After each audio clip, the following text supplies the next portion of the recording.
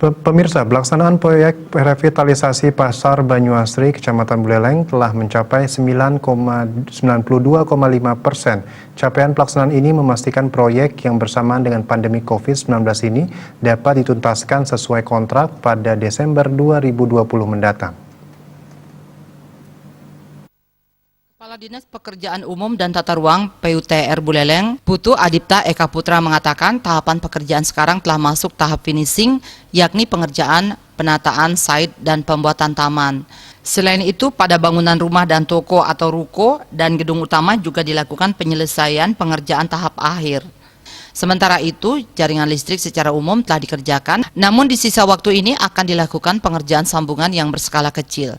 Selama pengerjaan tidak ada kendala yang berarti di lapangan, hanya memerlukan pengerjaan tahap pada gedung yang sudah dibangun, sehingga di awal Desember 2020 bisa mencapai 100%. Dengan kepastian penyelesaian pembangunan pasar semi-modern pertama di Bali Utara itu, di awal tahun 2021 nanti, ribuan pedagang yang sekarang berjualan di pasar darurat bisa ditampung di pasar yang baru.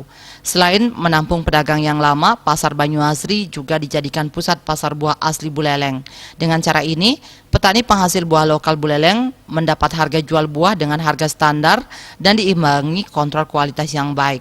Tidak saja pembelian konsumen secara langsung, penjualan buah lokal Buleleng di Pasar Banyuasri ini menjadi tempat transaksi buah untuk kebutuhan hotel dan restoran, serta untuk kebutuhan pasar luar negeri. Mudiarte, Bali Post melaporkan.